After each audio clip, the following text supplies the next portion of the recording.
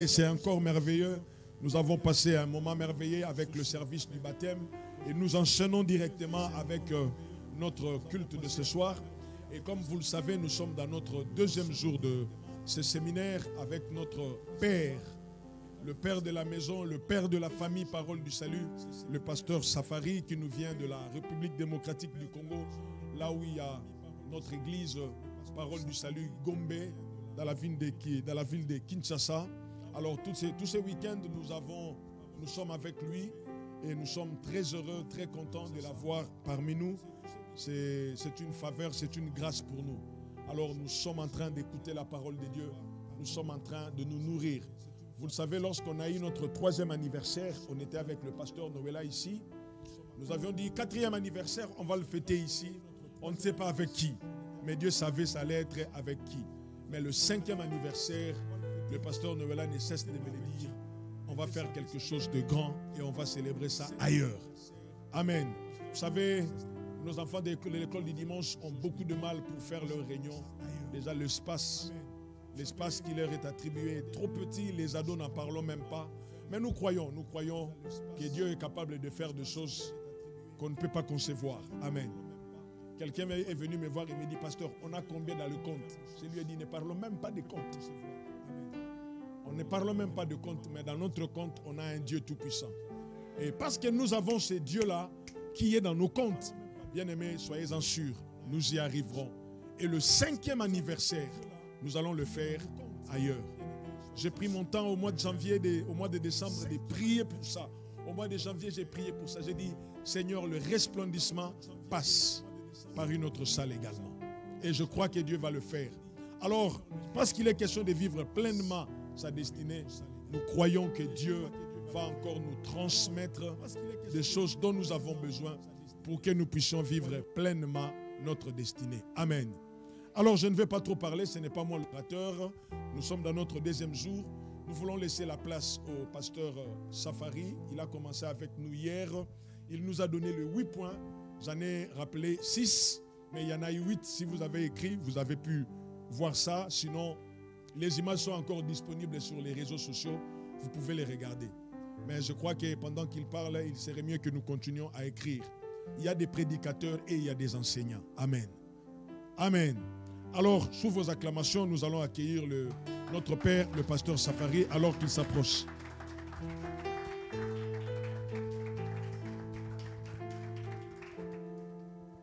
Alléluia. Bonjour à tout le monde. Que Dieu vous bénisse encore une fois. Nous disons Amen.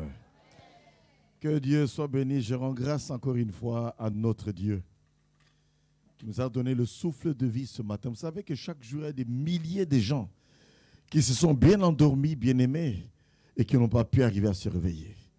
Chaque jour, il y a des gens qui quittent leur maison, qui ne rentrent pas dans leur maison, qui tombent sous le coup des accidents, des crises cardiaques et des situations imprévues qui leur arrivent dans la vie.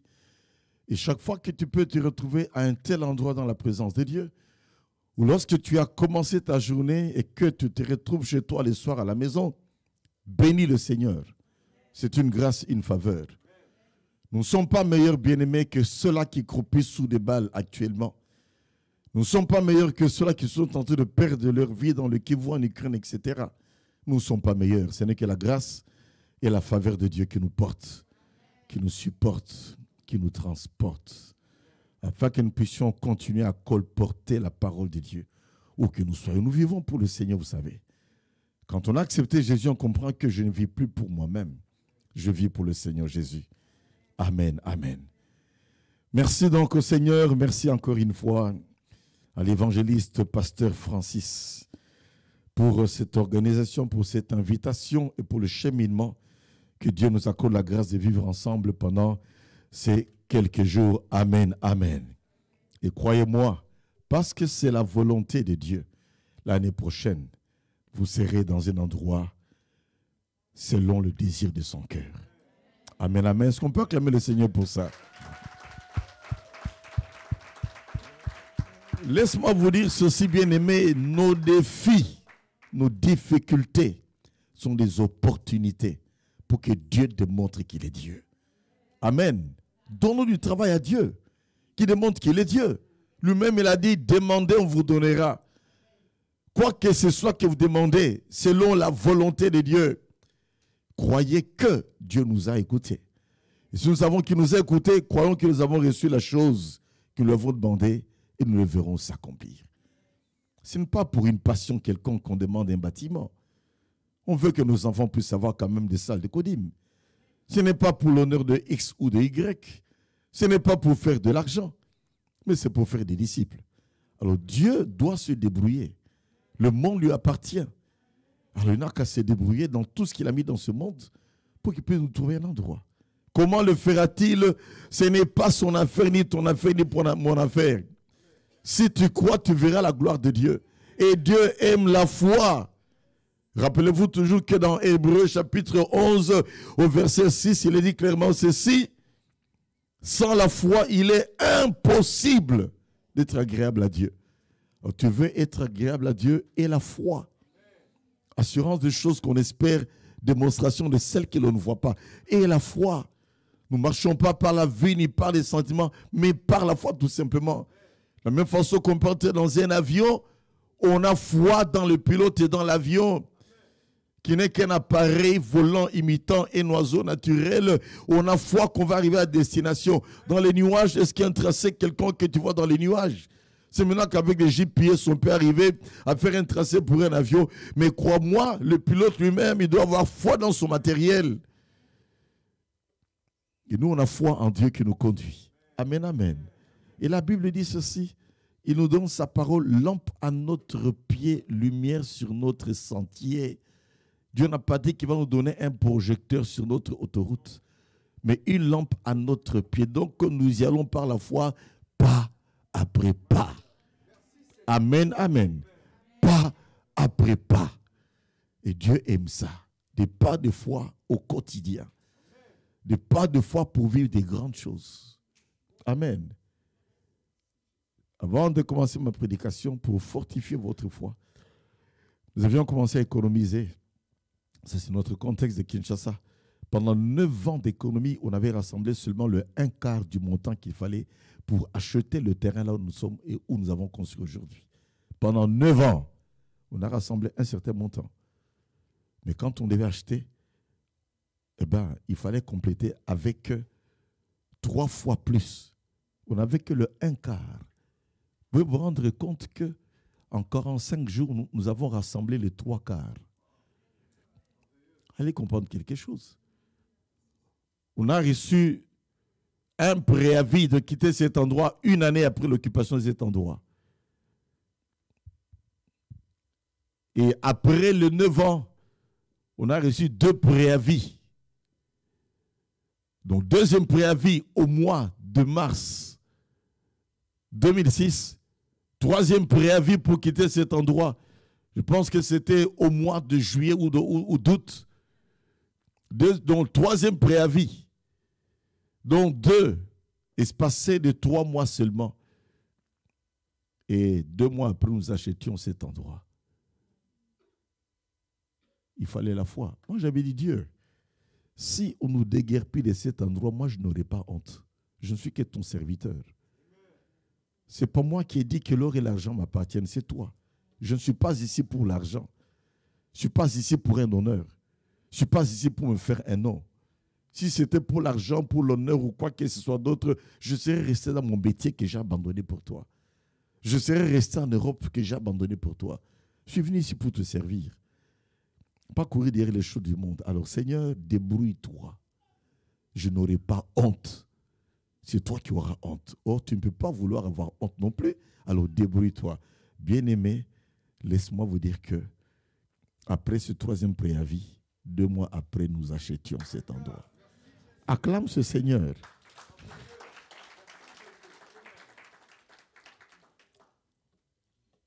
Et c'était une cabale qui avait été montée pour nous faire déguerpir de cet endroit. Et cette cabale était mise à nu. Amen, amen. Alors Dieu n'a qu'à se débrouiller pour vous. Amen. Il n'a qu'à se débrouiller. Donnons à Dieu du boulot. Il est Dieu. Vous savez, nous sommes, chacun d'entre nous, certains sont déjà des parents et certains le seront dans les mois à venir ou dans les années à venir. Quand nos enfants viennent à nous, ils disent, papa,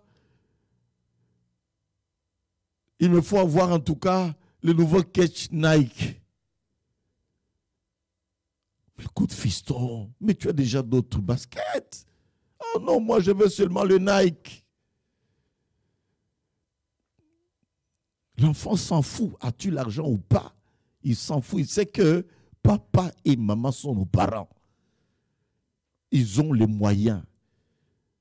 Et les enfants croient toujours que les parents ont les moyens. Ça, ce sont les enfants. Quand on devait payer Minerval, il coûtait plus cher que le Minerval de tous mes frères et sœurs. Je venais sur le papa, on a dit qu'il faut payer tel montant pour Minerval à l'école technique. Qu'importe ce que papa pouvait dire, bien-aimé, je sais seulement que papa va le faire. Et papa a pu payer tout mes Minerval. Les enfants étudiants en Belgique, papa, on a demandé ceci, papa, on a demandé cela. Je parle, bon, les enfants, je vais me débrouiller. Ils savent que papa est à mesure. Et je parvenais toujours à payer leur Minerval. Ils ont tous fini leurs études aujourd'hui. Nous avons un Père céleste, le Père céleste, qui a les moyens de sa politique. Tout ce qu'il veut trouver en nous, c'est quoi? La foi.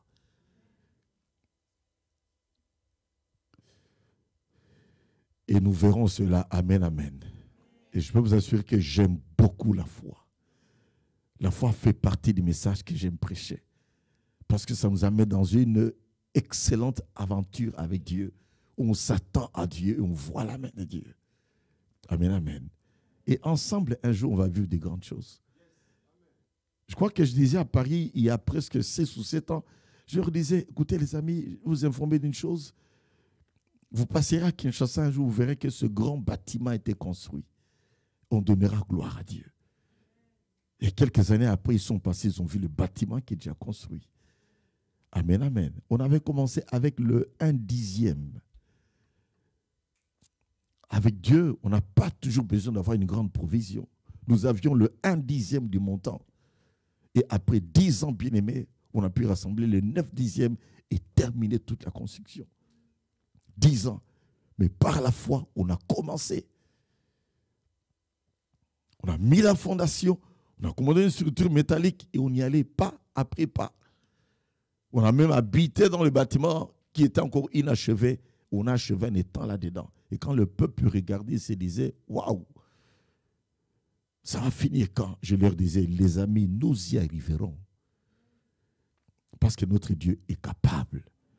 Amen, amen. Notre Dieu est capable, pas seulement de nous délivrer des circonstances bien-aimées adverses, mais capable de pouvoir à tous nos besoins pour sa gloire et seulement pour sa gloire.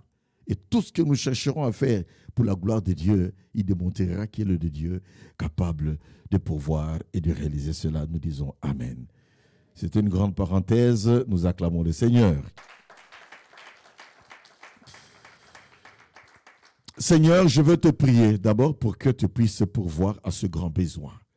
Ton serviteur Noël est passé, il a proclamé qu'il y aura quelque chose de grand.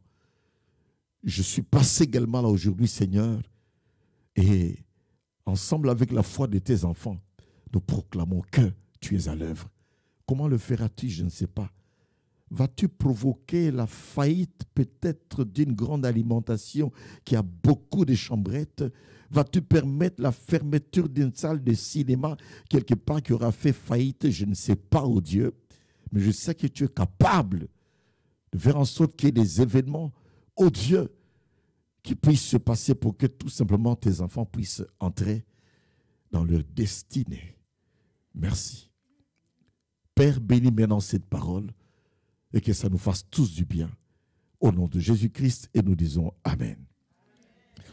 Que Dieu soit béni. Amen, amen. Eh bien, nous lisons cet après-midi le psaume 139, verset 23. Le psaume 139, verset 23, qui nous dit ceci.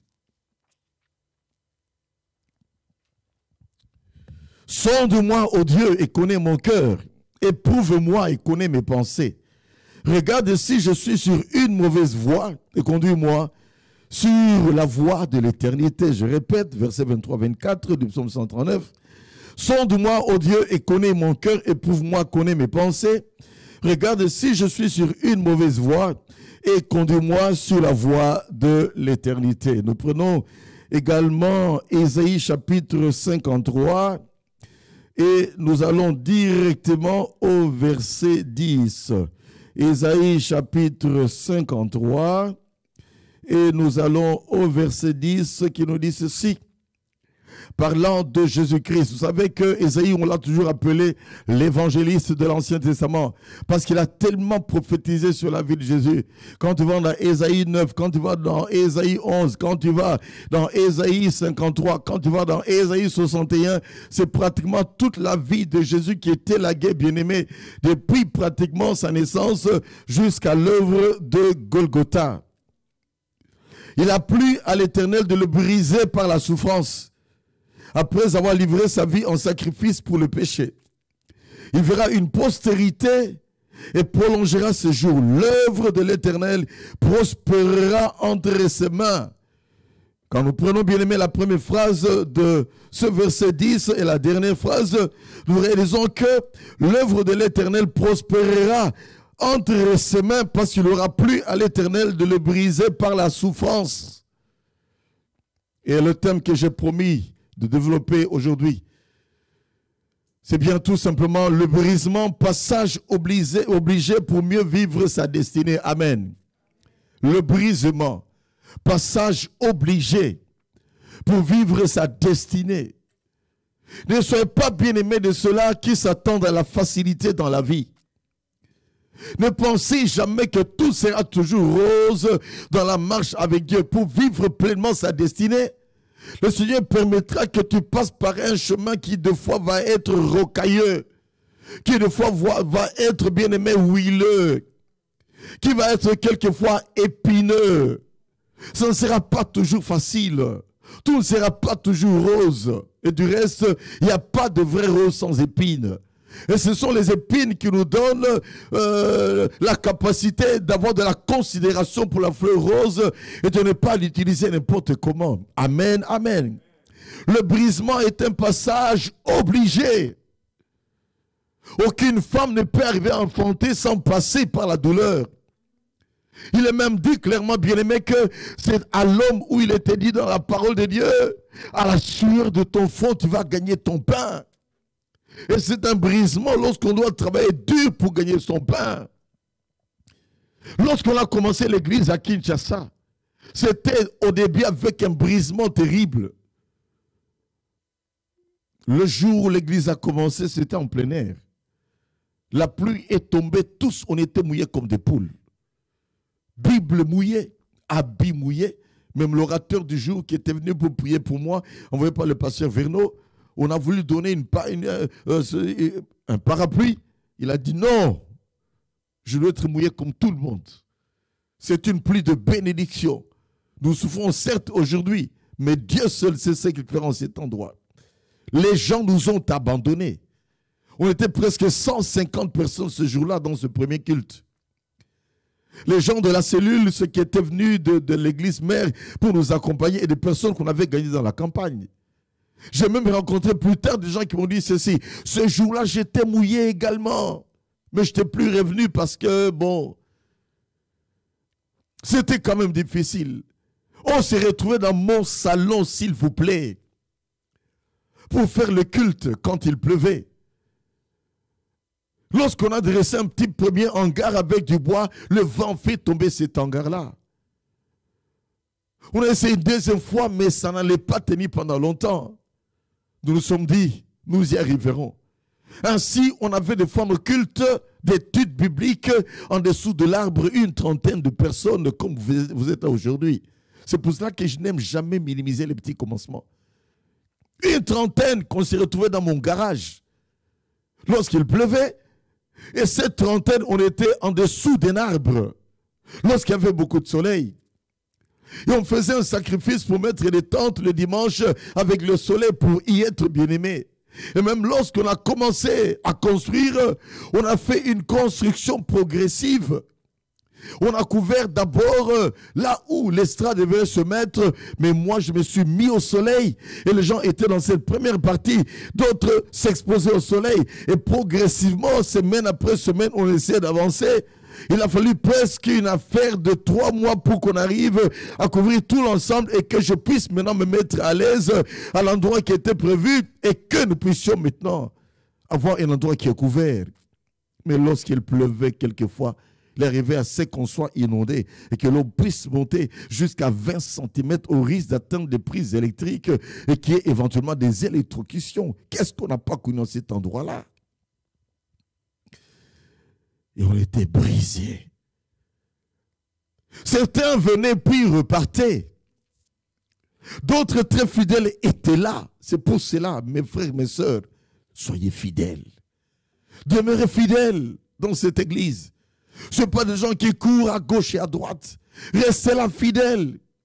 Parce que vous êtes en train de créer une histoire avec cette église et une histoire avec Dieu. Avec le temps, vous allez jeter un regard en arrière et vous verrez des jalons dorés de l'évolution de cette église.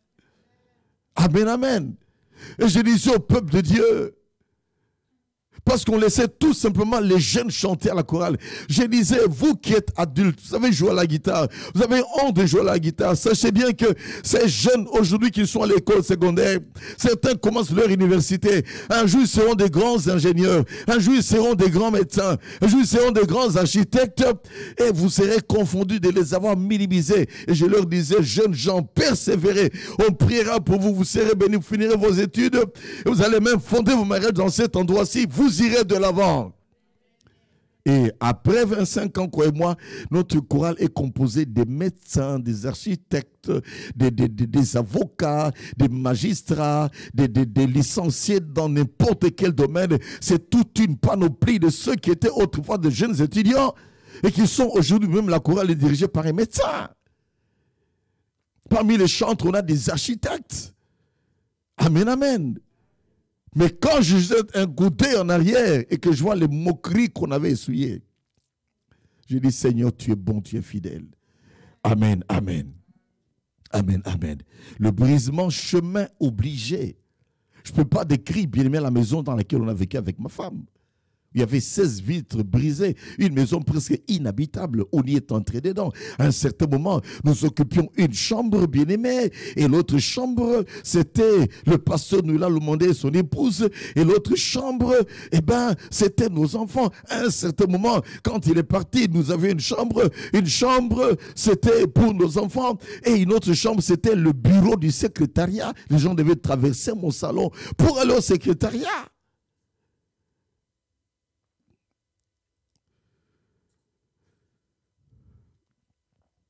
La souffrance, le brisement, un chemin, bien aimé, qui n'a pas été facile. Est-ce que je peux dire que maintenant tout est facile? Pas du tout. Il y a eu peut-être le gros brisement, des brisements majeurs à ce temps-là, mais Dieu permet toujours à ce qu'on passe par des moments, d'autres brisements encore qui viennent là, afin de nous rendre humbles, afin de nous façonner, nous émonder, pour que nous puissions vivre pour la gloire de Dieu et mettre toute notre confiance dans le Seigneur jour après jour. Et tant que nous sommes dans ce corps de chair, on ne passera pas le brisement. Et je bénis Dieu. Ne dis jamais, Seigneur, brise-moi. Non. Mais quand Dieu permet le brisement dans ta vie, sois humble pour reconnaître que ça, c'est une épreuve que Dieu permet afin de me briser tout simplement. Alors, je persévère avec mon Dieu. Je ne reculerai jamais. Croyez-moi, bien-aimé, après 25 ans de vie d'église et tout ce qu'on a vécu comme épreuve, comme difficulté, comme brisement, qu'est-ce qui peut encore me faire reculer? Rien, ni personne ne peut me séparer de Jésus. Rien, ni personne ne peut me pousser à arrêter. Je suis prêt à le servir jusqu'à mon dernier souffle. Et je dis, Seigneur, accorde-moi la longévité, que j'arrive jusqu'à 90 ans, implantant les églises, priant pour les nouveaux serviteurs de Dieu, priant pour les malades, chassant les démons, jusqu'à mon dernier souffle. Je ne te demande pas de la longévité pour me faire de l'argent. Je ne te demande pas de la longévité afin de me faire un nom. Je ne te demande pas de la longévité afin de pouvoir me taper des voitures ni des maisons. Seigneur, la longévité à ton service. Amen, amen. Et je vois Dieu qui m'a secouru plusieurs fois. Ça fait 45 ans que je porte des lunettes. Et ce corps que vous voyez là, j'ai subi les bistouris. Anesthésié quelquefois de temps en temps, parce qu'on doit essayer de sonder mon corps pour voir qu'est-ce qui me dérange dans tel endroit. On ne le dit pas toujours à l'église. Je le dis peut-être seulement ici. Mais je dis toujours, Seigneur, tu le sais, je vis pour toi. Alors, débrouille-toi pour me soigner parce que je dois continuer à te servir. Et je vois la main de Dieu qui intervient de manière extraordinaire. Amen, amen. Le brisement, le brisement, le brisement. Sans le brisement, on ne peut pas aller loin. Sans le brisement, on ne peut pas vivre de grandes choses avec Dieu. Jésus est passé par là lui-même, brisé, bien-aimé, par la souffrance.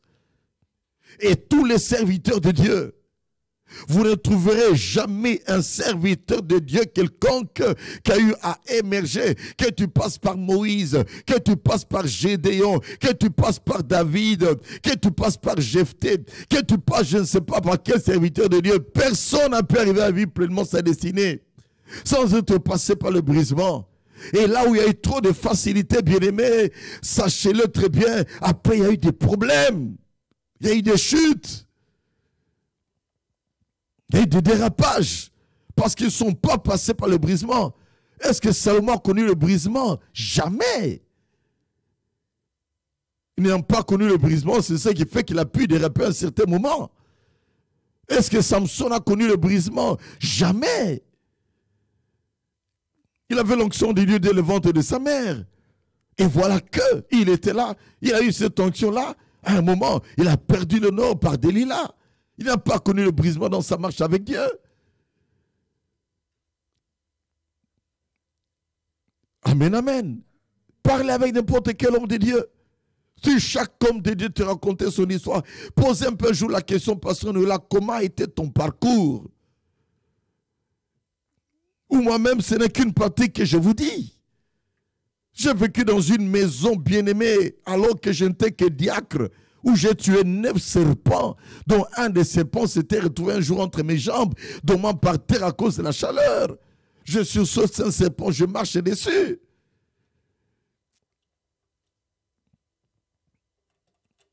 À cause des salaires tellement minimes, il fallait absolument que les enfants naissaient acheter certains habits bien-aimés dans les secondes mains.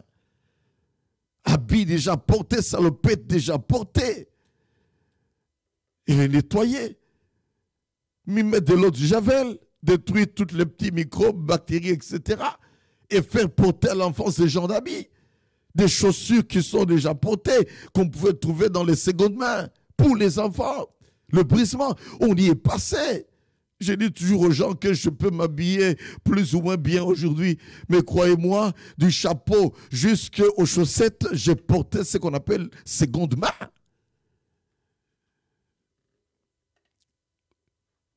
Vécu dans une parcelle où vous êtes 50 personnes, je pèse bien mes mots, et vous n'avez qu'une seule toilette et une seule douche. Attraper des mycoses, des maladies de la peau.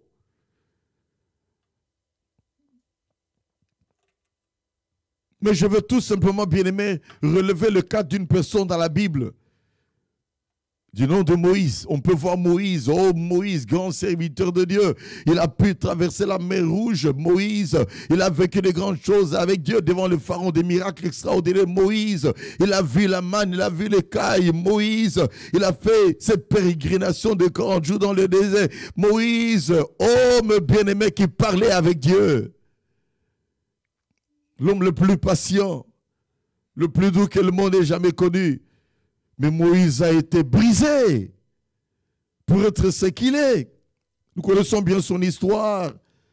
Son peuple qui était autrefois en Égypte était devenu tellement fort au point que l'Égypte avait peur. Le pharaon va demander à ce qu'on puisse tuer tous les petits enfants. Et Moïse, sa maman, l'a épargné. On l'a mis dans les roseaux, dans une caisse en bois ou un panier, tout ce que vous voulez. Bref, on l'a protégé de cette façon-là. Moïse fut récupéré par la fille de Pharaon. Et malignement, la sœur de Moïse a fait en sorte que ce soit la maman de Moïse qui puisse allaiter Moïse. Mais ayant grandi, Moïse est allé dans le palais bien-aimé du Pharaon. 40 ans. Formé dans tous les domaines, bureaucrate. Formé dans tous les domaines, soldat. formé. Et pratiquement on dit que si le pharaon mourait, Moïse était apte à devenir le futur pharaon. Formé dans tous les sens, 40 ans. Il était rempli de l'Égypte. Il était imbibé de l'Égypte. Mais Moïse, à un moment, il a réalisé que non, après tout, ça, ce n'est pas mon peuple. Il a eu le fardeau de libérer son peuple. Il a eu la pensée de libérer son peuple. Il a eu ce désir en lui très fort. Et une vision n'est qu'un fardeau très fort, comme je le disais hier. De quelque chose qui te met sous pression. Tu dois le faire, tu dois le faire, tu dois le faire. Mais il faut savoir que, quelle que soit la vision que l'on peut avoir, pour toute vision qui vient de Dieu, il faut que ça soit le temps de Dieu pour faire toute chose. Oh, Moïse était encore rempli de lui-même. Il voit comment est-ce qu'un Égyptien se battait avec un Juif. Moïse va tuer. Il a l'appel. Il se sent capable. Il utilise la chair. Et tout ministère qui est fait avec la chair sera un ministère de mort. Il avait l'appel de Dieu. C'était légitime de défendre son peuple, de libérer son peuple. Mais qui es-tu, Moïse? Tu commences par tuer. Quel genre de ministère? Quand ce n'est pas le temps de Dieu, on peut risquer de tuer pensant qu'on fait des bonnes choses. C'est comme ça qu'on a des jeunes gens, des fois, qui disent, bon, pasteur, tu sais, maintenant, quand je chasse les démons partent. Quand j'impose les mains sur les malades, quand on lui dit, restez encore là, fils, ne te presse pas. Ah non, je vois que vous allez me bloquer ici. Et quand ils partent, c'est pour aller tuer. C'est pour aller commettre l'impudicité quelquefois. C'est pour devenir avide de l'argent. Demander l'argent pour recevoir des prophéties. On parlait dernièrement d'un jeune homme qui était chez nous à l'église et qui était parti sans tambour ni trompette. Certes, il savait un peu prêcher, sans tambour ni trompette, bien aimé.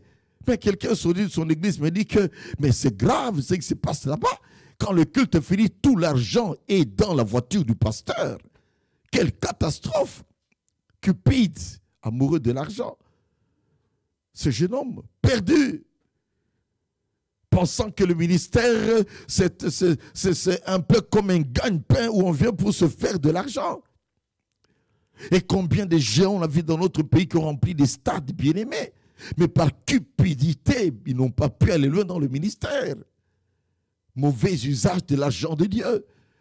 Pensant qu'ils pouvaient dominer et puis contrôler toutes choses, ils ont fini par sombrer. Aujourd'hui, ils ne peuvent pas bien me remplir ne fût-ce que le 1/50 de ces stades qui pouvaient prendre jusqu'à 80 000 personnes à craquer. Le temps de Dieu est le meilleur, nous disons Amen. Quelle que soit l'appel de Dieu, le temps de Dieu est le meilleur. Je vous ai dit comment est-ce que moi j'ai fini toutes mes études bibliques, au moins tout mon graduat et mon stage pastoral. Je pouvais donc devenir déjà pasteur en 1985, mais j'ai appris à être au pied des pères jusqu'à après 14 ans environ que j'ai eu à être propulsé dans le ministère. J'ai appris. J'étais à leurs pieds, j'étais émondé, j'ai connu le brisement. Vous pouvez me dire des fois, écoute, tu vas laver la voiture, tu vas ranger les chaises, tu vas faire ceci, tu vas encadrer les enfants. Écoute, bon, prépare tel programme. Et j'acceptais tout, je faisais tout, je continuais à apprendre, je posais des questions. Et ça m'a aidé à m'aguerrir davantage, à être prêt pour le ministère. J'ai vu comment est-ce qu'on gère l'argent de l'église. C'est-à-dire que même aujourd'hui, je ne vois pas l'argent, j'attends mon salaire qui passe à la banque. J'ai dit souvent à l'église, écoutez, si quelqu'un s'est dit, ça ferait beaucoup d'argent, on va le poursuivre comme ça, on va lui arracher tout l'argent qui est entré dans l'église. Oh, avec ce nombre de personnes qui sont là, 2400 personnes, bientôt au total, bien-aimé, premier, deuxième culte.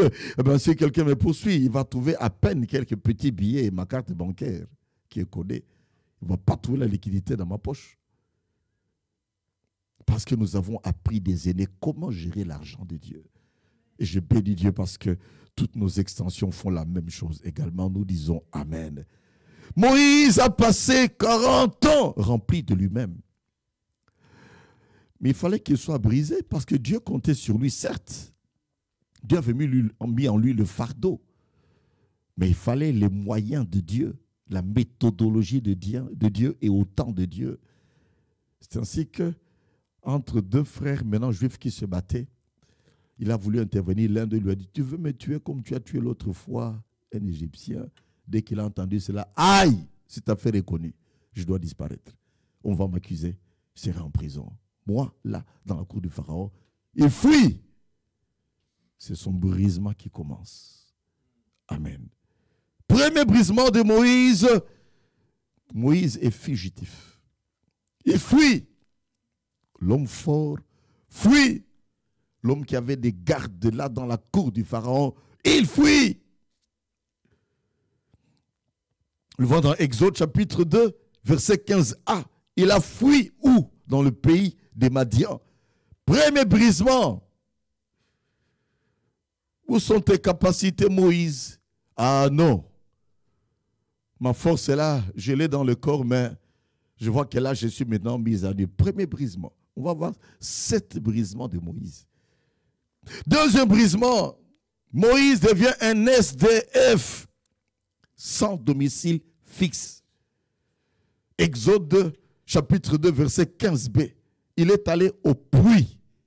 L'homme qui logeait dans une chambre dans la cour pharaonique, il est maintenant à un puits.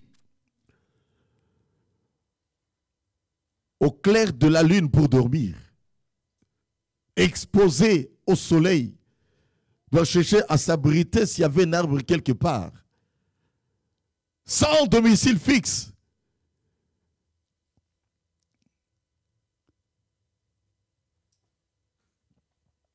Je crois que si quelqu'un a déjà eu à pouvoir errer dans les rues, il sait de quoi je parle. Pour la plupart, on a eu des parents avec des maisons, mais les SDF peuvent vous dire c'est quoi être SDF. Je ne l'ai pas été, mais j'ai passé une seule fois la nuit en dessous d'un arbre dans un village. Donc s'il y avait un grand python qui passait par là, il m'aurait brisé les côtes et m'aurait avalé. J'allais dans un village pour aller me rafraîchir, me reposer et prier, de passer par beaucoup de choses. Je devais me décider par rapport à mon mariage. Et voilà que je devais me marier, j'étais célibataire. J'arrive quelque part, il est 18h, on ne peut plus aller chez cet ami docteur. Le dernier transport qui arrive, ils étaient prévenus, écoute, vous prendrez à cet arrêt-là, Monsieur Safari Jean-Claude. On me dit, voilà, il y a une place pour toi. Mais je vois une femme avec un œil qui est en train de pourrir. Je dis, non, prenez cette femme, moi je vais dormir en dessous de l'arbre. Mais je n'ai pas eu sommeil, les moustiques m'ont piqué. Je suis tombé malade, malaria, grippe, tout combiné ensemble. Alors moi, c'était en une seule journée tombé malade. Et les SDF, en hiver, il y en a qui meurent. Moïse, SDF. Deuxième brisement. Son palais devient le puits. Troisième brisement. Exode 2, verset 17. Moïse devient un secouriste. Un vrai commando bien-aimé devient secouriste. On voit les réflexes là, bien-aimés, de protéger, de défendre, d'intervenir, qui sont encore en lui. Il n'est pas suffisamment brisé. On vient chercher de l'eau par les filles de Jéthro. Et voilà que les bergers viennent embêter ces filles-là. Ah, vous les filles-là, vous les filles-là. Moïse met en débandade cette équipe de bergers, seul. Là, c'est un secouriste, tout simplement. Il s'érige en bodyguard, tout simplement, pour protéger ces filles-là. Quel brisement. Il n'a pas de garde-corps pour l'aider, comme ça pouvait être dans la cour pharaonique. Il avait sûrement des gardes avec lui, comme les généraux, ils ont des gardes avec eux. Les ministres, les premiers ministres ont des gardes avec eux. Mais voilà que notre ami devient un simple secouriste. Il reste là au puits. Les filles partent, il reste là SDF. Sa nourriture, de l'eau. Et s'il y avait peut-être un peu de nourriture, ce sont ces filles qui pouvaient lui donner un peu de la nourriture qu'ils avaient amenée. Mais restez là. Quatrième brisement, Exode 2, verset 20 à 21. Lui qui avait tout, il est maintenant hébergé. Vous savez, quand vous êtes habitué à être chez vous dans votre chambre, et que maintenant vous allez quelque part, on doit vous héberger. Quand on est hébergé, on n'a pas beaucoup de liberté. Moi, j'ai fui hébergé chez quelqu'un qui était hébergé. Donc j'étais hébergé au carré. Ce n'est pas facile. Je vais me faire aimer dans cette maison-là. Ça veut dire quoi? Je suis un bon repasseur d'habits, j'ai repassé les habits de tout le monde. Je prépare très bien la nourriture. Posez la question à ma femme. Et ils aimaient quand je faisais à manger, tout le monde était content. Quand je voyais comme c'était des garçons seulement dans cette maison-là, eh bien, des fois, sur le mur restaient les savons, les taches de savon. Ils ne savaient pas comment. Je prenais le Vim, je nettoyais très bien, j'aspirais bien les tapis, je lavais les assiettes. Au point qu'on m'a aimé plus que le gars sur qui j'étais accroché dans cette maison. Je me suis fait adopter et je me suis fait aimer par mes capacités, vu que j'étais un ancien scout dans la vie. Et les scouts, vous savez, c'est débrouillez-vous, article 15. On sait trouver des solutions partout là où les gens disent qu'il n'y a pas de solution. Un scout doit se dire qu'il doit y avoir une solution. On est capable de créer une solution. Croyez-moi. Et jusqu'aujourd'hui, on a ces réflexes-là encore. De chercher des solutions, là, les gens disent que c'est impossible. Ils disent non, non, ce n'est pas impossible. Il y aura une solution. On va la chercher, on va la trouver. Quels qu'en soient les prix. Moïse, bien-aimé, il est pris en charge. Toi qui étais censé prendre des gens en charge, même là dans la cour pharaonique, maintenant on te prend en charge. Quelle humiliation, quelle honte, quel brisement.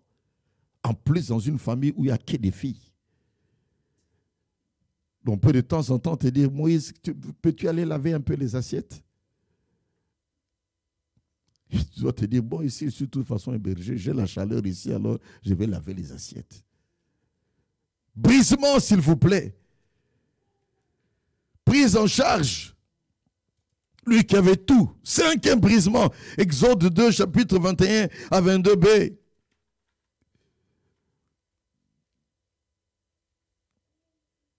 Moïse va épouser chez Jéthro. Héberger chez Jéthro. En tant qu'homme, vraiment, tu épouses une fille et tu es hébergé dans la famille de ta fille. C'est grave. Je ne sais pas dans quelle culture est-ce qu'on peut accepter, tolérer cela. Brisement. Être hébergé dans sa belle famille. C'est compliqué. Déjà, quand je vais chez ma fille qui est mariée et que son beau-fils est là, je dis non, écoute, prenez-moi une chambre à l'hôtel quelque part. Je me gêne un tout petit peu d'être logé chez mon beau-fils. Évidemment, je peux me taper cette petite chambre-là d'hôtel. Mais lui devrait être hébergé. Quel brisement, quelle humiliation. Que tes parents apprennent que tu es logé dans la famille de ta femme. Et chez le beau-père en plus. Qu'est-ce que tu peux dire là? Où est ton autorité? Brisement. 6e brisement, bien-aimé. Moïse, berger de son beau-père. Exode 3, verset 1er. Berger des brebis de son beau-père. Quand tu héberges encore, on comprendrait. Maintenant, Moïse prend les brebis, va avec ça pour les nourrir. Toi qui commandais, on commence à te commander. Jéthro a dit. Vous risquez même que les autres belles filles, à la limite, puissent risquer de dire également, les autres belles sœurs puissent dire également, Moïse, il est temps, hein, tu dors encore, mais il est déjà 8 heures. En principe, à 7h30, il faut déjà aller avec les brebis pour aller les nourrir. Ok, tu as problème, mes chéris, Moïse, veux-tu te mettre debout quand même, tu sais, c'est maintenant que l'herbe est encore très fraîche, s'il te plaît, Moïse, mon chéri. Bisous, bisous, bisous, bisous. Ok, bonne journée. Et voilà. Voilà ta casse-croûte, tu vas manger ton pain avec un peu de salade ou avec, c'est pas moi, du beurre, un peu de camembert. Tu mangeras ça à midi, là où tu vas nourrir les brebis. Et tu es obligé de t'élever et puis de partir. Mais quel brisement! 7e brisement. Alors que là où il allait amener chaque fois les brebis, il va y avoir un appel de Dieu. Moïse, Moïse. Nous connaissons tous l'histoire. Et après, il va discuter avec Dieu. Il était tellement brisé. Et là, les années étaient déjà passées. Parce qu'il a passé 40 ans, Madian. Donc sûrement qu'il était presque dans la 35e année. En train de vivre cette humiliation. ou dans la 36e, ou la 37e, ou la 38e, parce qu'au 40e année, il a pu quitter. Et voilà que maintenant, il va pour nourrir les brebis, il laisse les brebis, il va dans la montagne pour chercher la face de Dieu. Dieu, je ne comprends pas. Je ne faisais que secourir mon peuple, voilà ce qui m'est arrivé. Je me retrouve aujourd'hui comme un réfugié ici à Madian. Que dois-je faire, oh Dieu, s'il te plaît? Oh Dieu savait qu'il avait mis en lui le fardeau pour libérer son peuple. Mais Dieu savait qu'il fallait qu'il passe par le brisement, afin que ce qui est en lui puisse ressortir comme il faut. Vous savez que l'or que nous portons là, pour qu'on puisse avoir des bagues en or, 18 carats, au début, c'est de l'or granulé, pratiquement comme du sable qu'on doit fondre, mettre cela en boule. On doit purifier cela, c'est les 24 carats, on doit purifier cela avec de l'acide sulfurique, également un autre produit qu'on utilise jusqu'à ce qu'on va enlever toutes les saletés et qu'on puisse garder tout simplement de l'or 24 carats, puis on va les mélanger avec, je crois, de l'étain ou du fer pour qu'on puisse arriver à former des 18 carats et même des 15 carats pour les États-Unis. On peut voir de l'or qui brille. Mais l'or est passé par la souffrance. On a dû enlever tout ce qui peut être saleté là-dedans pour qu'on puisse avoir de l'or comme ça. Ça passe par tout un processus. C'est tout un processus. Même pour ceux qui creusent le diamant, ils passent par tout un processus. Ils peuvent prendre tout un sac de sable bien aimé dans les rivières ou dans des rochers qui peuvent avoir le diamant, la théorie du diamant. Ils vont avoir plein de sacs pour sortir peut-être un petit sachet qu'on peut prendre à la main. S'ils ont la grâce, ils ont des grosses pierres qui peuvent leur donner jusqu'au-delà de 200 000 euros, 200 000 dollars. Mais c'est tout un processus. C'est un brisement, c'est un travail dur. Ils vont être assidus à cela pour y arriver.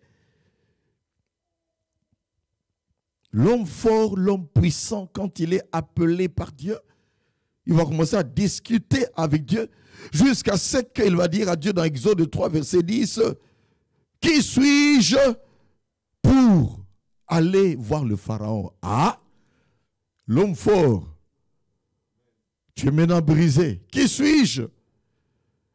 Dieu va même lui dire que, écoute, tu vas opérer des miracles avec le bâton. Voilà, fais une démonstration, etc. Il a vu des démonstrations avec le bâton.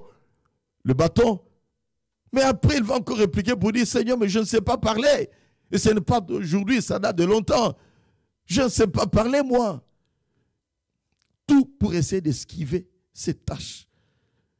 Et Dieu l'a tellement brisé, Dieu va lui dire, écoute, tu seras comme Dieu et Aaron sera comme ton prophète.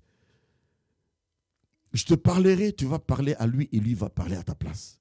Vas-y, prends ton bâton et tu vas y arriver. Et c'est comme ça que, finalement, l'homme qui était imbu de lui-même a été brisé 7 fois. Et je sais qu'on peut sonder davantage les textes et ressortir d'autres éléments de brisement dans la vie de Moïse. Là, maintenant, il partait de manière humble et simple, comptant sur Dieu. Amen. Lorsqu'on est brisé, on n'a pas à compter sur Dieu. Je fus brisé le jour-là où je n'ai pas pu parler devant 15 personnes à l'école biblique. Je vous l'ai dit, j'ai pleuré. Je n'ai pas ajouté pour dire que j'ai jeûné pendant 3 jours disant, Seigneur, ai-je commis une erreur de venir ici? C'était un brisement pour moi. Et ce n'était pas le seul brisement. Je devais bosser dur pour payer mes études. Pendant que nos amis suisses venaient avec beaucoup d'argent payer les frais d'études, les vacances, ils rentraient chez eux, les amis de France et de Belgique.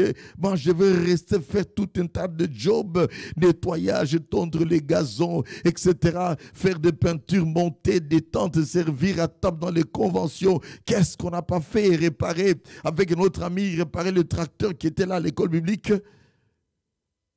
Une souffrance jusqu'à ce que j'ai fini mes études là-bas. On m'a dit, Safari, tu as tellement bossé que devons te remettre au moins 1000 couronnes. Et qui n'était que l'équivalent, je crois, d'environ 100 francs suisses.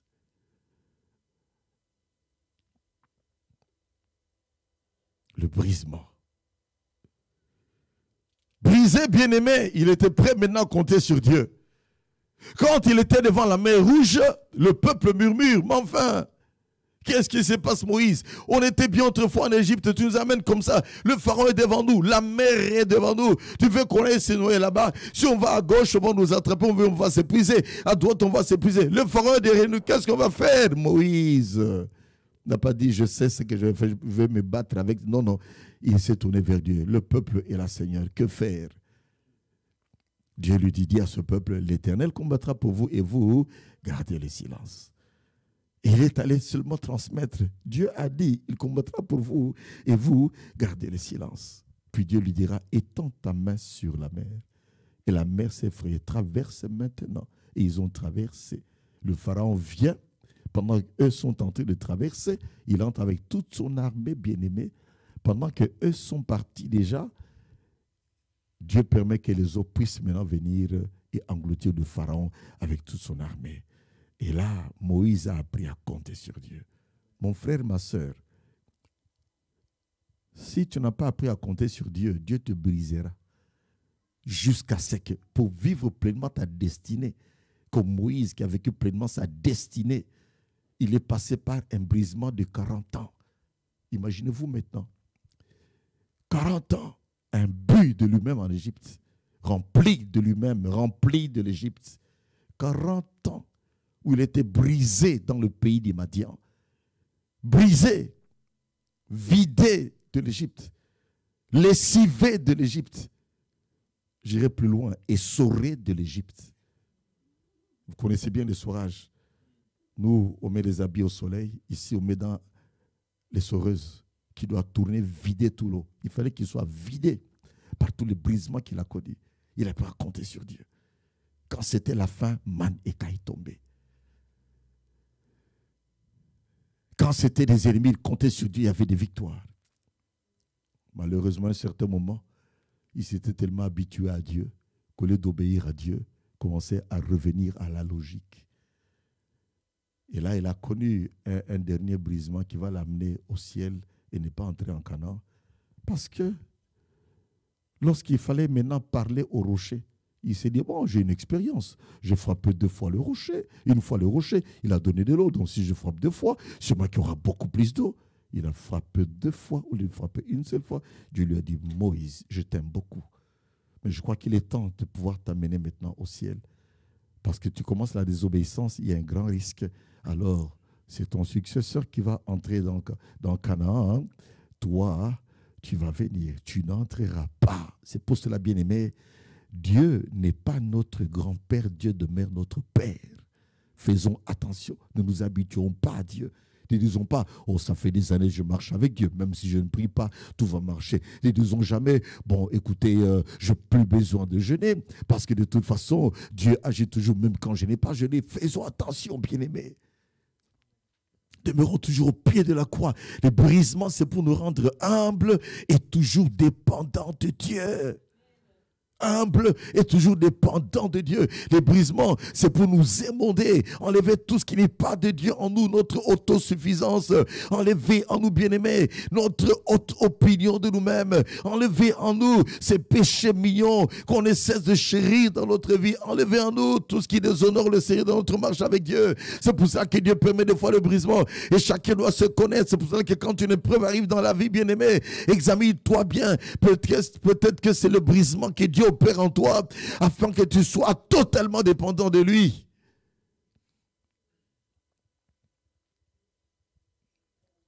Amen, amen. Et tant que nous serons dans ce corps de chair, on connaîtra toujours des brisements.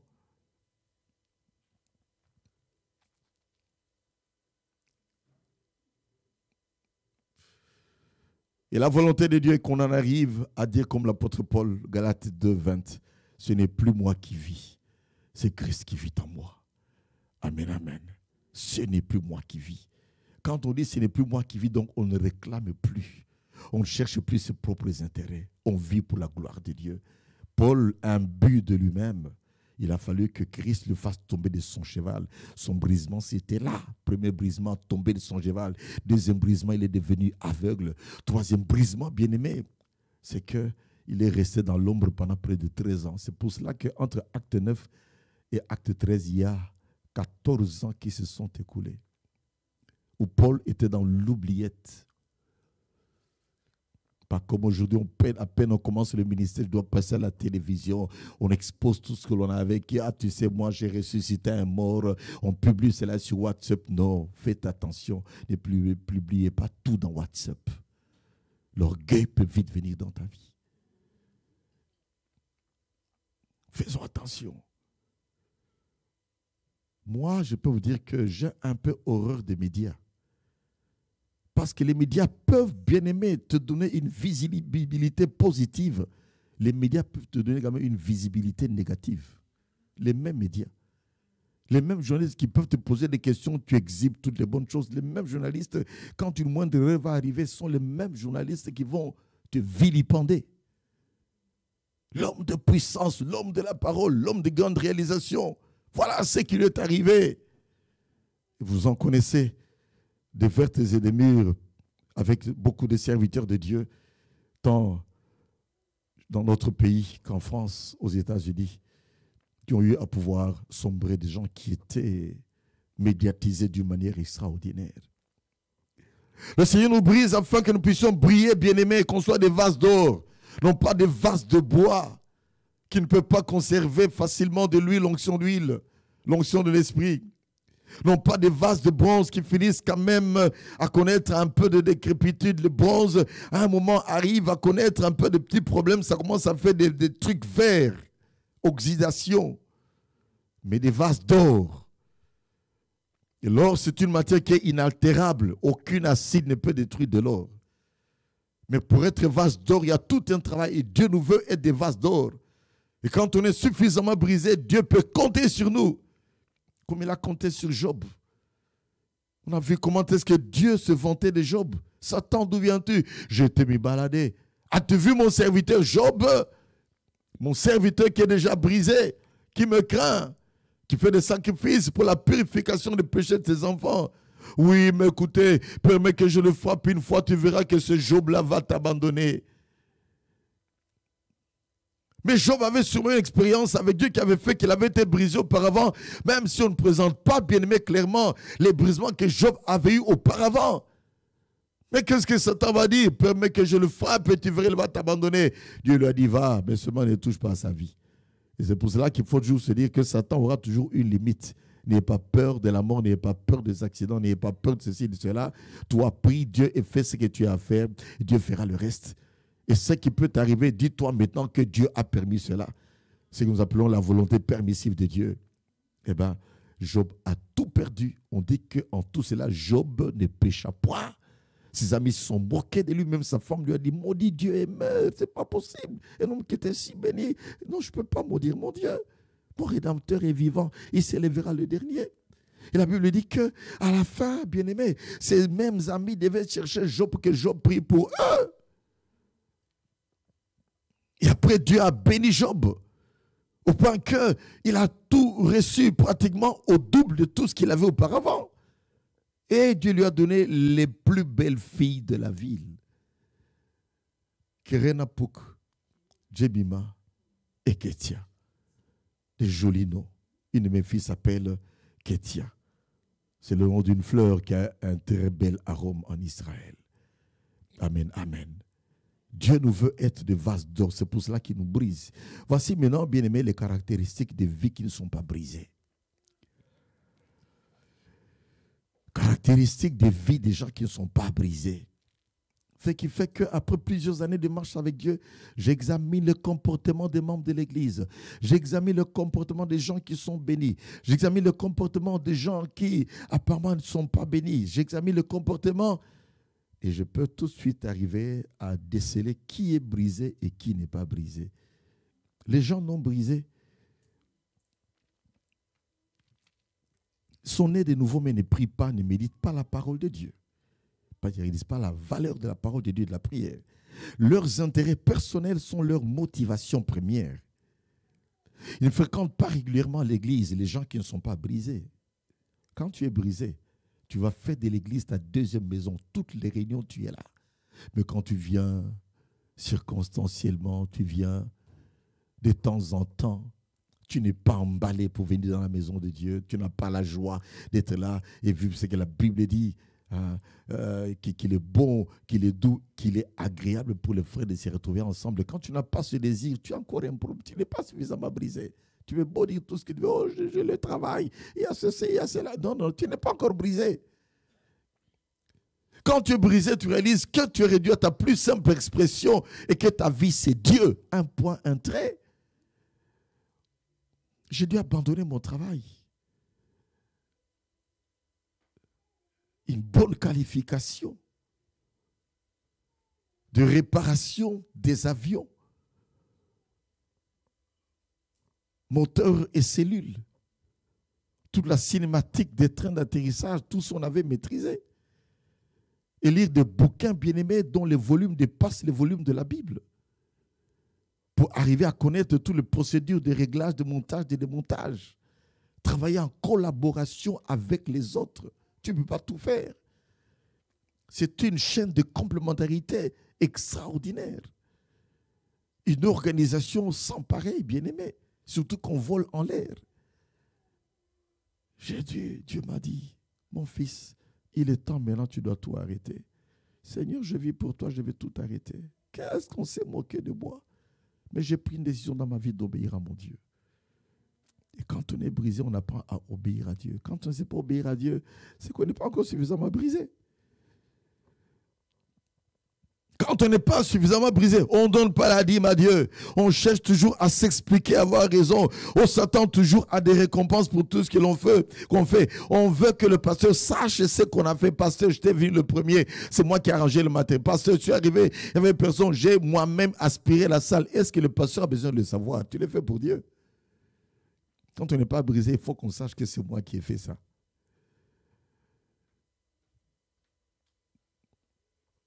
On a de la peine à pardonner quand on n'est pas brisé. On ne cherche pas du tout le fruit de l'esprit par lequel on reconnaît vrai chrétien. On cherche vite les dons de l'esprit, mais on ne veut pas chercher le fruit de l'esprit. Or, les dons, ce n'est pas ça qui fait de quelqu'un un chrétien. On évite les remarques même constructives quand on n'est pas brisé. On est quémandeur, on n'aime pas le travail. On s'appuie plus sur les hommes que sur Dieu. On se réjouit de l'échec des autres et on souhaite même l'échec des autres quand on n'est pas brisé. On ne se culpabilise pas après avoir eu à pécher. Quand on a l'occasion de pécher, on pêche. Quelqu'un qui n'est pas brisé, quand il a l'opportunité de pécher, il pêche.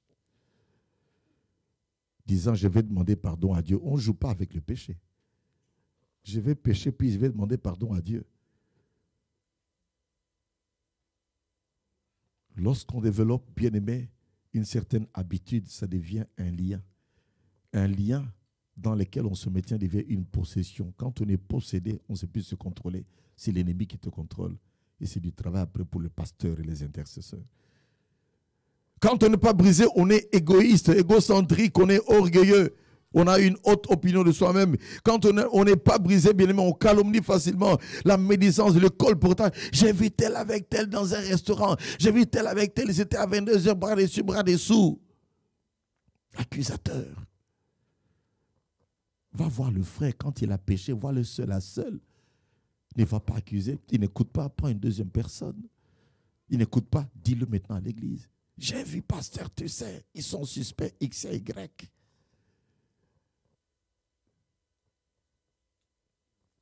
Il n'est pas dit parce que deux personnes sont au restaurant, ils sont directement suspects. Si tu veux t'enquérir d'une information, vois les personnes, essaie de parler un peu avec les personnes. Personne brisé n'a pas de passion pour Dieu, ni de compassion pour les âmes. Quelqu'un qui refuse d'écouter l'évangile, bon, c'est son possible, mais il ira en enfer, c'est son problème. Hein? Ah! Non, on va prier. Je prie, ça fait 42 ans pour cet ami qui était à Bordeaux ici, qui m'avait invité chez lui. Ça fait 42 ans que je prie pour son salut. Je ne veux pas me fatiguer. On est insoumis aux responsables. On aime monopoliser la parole, ignorant les autres. On n'écoute jamais les avis des subalternes. On ne supporte pas l'élévation des autres. On est tricheurs, fraudeurs, corrupteurs, corrompus. On porte l'appellation de chrétien, mais on ne vit pas du tout la vie chrétienne. On consulte les horoscopes, les féticheurs. Un pied dans l'église, un pied dans une loge mystique. On a un bouquin qu'on a toujours lu, des sciences mystiques. Le pasteur ne sait absolument rien de cela. Et c'est comme ça que des fois on prie pour les gens. Ils tombent par terre, on chasse les démons. Quand on n'est pas brisé, on va consulter un féticheur ou un marabout ou un gourou pour avoir un enfant. Nous priâmes pour une fille à 30 ans qui avait des démons bien-aimés. Et les démons, quand ils se manifestaient, ils donnaient le nom du féticheur que la maman avait côtoyé pour que cet enfant-là puisse naître. Et à 11 ans, cette fillette connaissait déjà des garçons en cascade. À 16 ans, c'était une fillette détruite déjà. Plein de démons.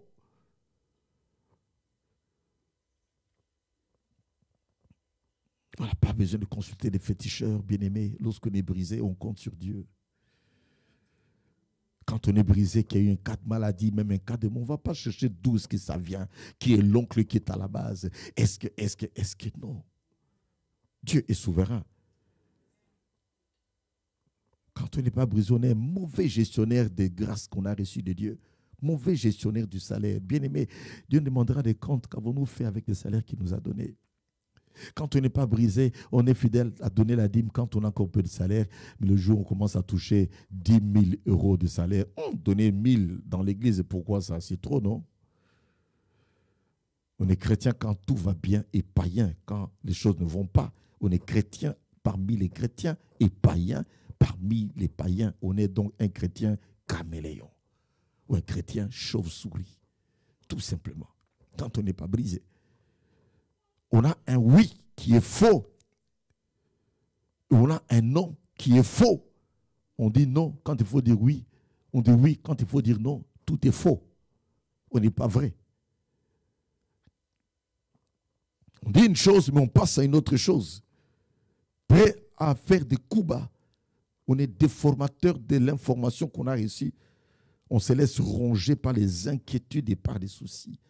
Pourtant, dans Philippiens 4, 6 à 8, il dit, ne vous inquiétez de rien. Faites connaître vos besoins à Dieu par des prières, des supplications, avec des actions de grâce. Et la paix de Dieu gardera vos cœurs en Jésus-Christ. Mais moins de problèmes, soucis. Que vais-je faire maintenant? Que vais-je faire maintenant? Je ne comprends pas mes papiers. Le travail, on nous a menacés qu'avec Covid, on va perdre nos postes. Maintenant, pourquoi tu t'es soucié? Laisse-toi entre les mains de Dieu. Dieu peut te distinguer seul dans l'équipe des gens qui l'on veut mettre de côté.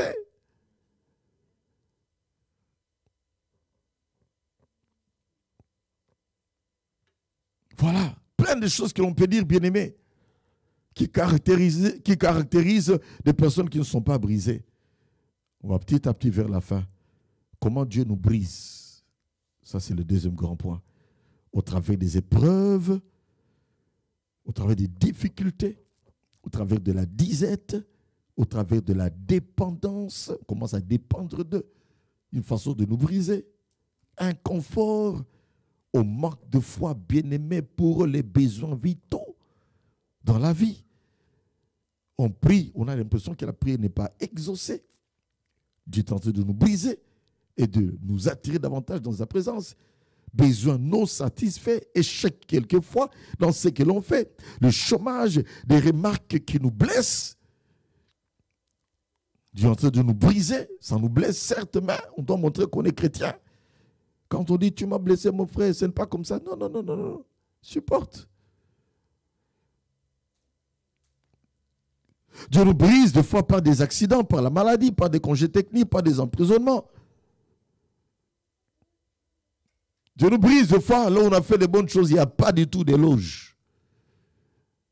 C'est pour ça que je dis toujours ceci à nos amis prédicateurs. Si tu t'attends qu'à la fin de chaque prédication, on puisse t'acclamer, c'est que tu n'es pas encore brisé. Acclamation ou pas, tu as prêché la parole de Dieu. Sinon, tu vas développer une dépendance. On ne m'a pas acclamé, donc le message n'était pas bon aujourd'hui. Du reste, j'ai expérimenté ceci. Le jour où je tremble beaucoup, je dis, Seigneur, est-ce que ça va passer? Est-ce que ça va passer? C'est le jour où les gens acclament, je suis au même bêté. Et ils ont acclamé. Le jour où, je suis sûr, ça va marcher, quoi qu'il en soit. Waouh, aujourd'hui, Seigneur, merci. En tout cas, cette prédication, personne ne rentrera chez lui tel qu'il est venu. Aucune acclamation.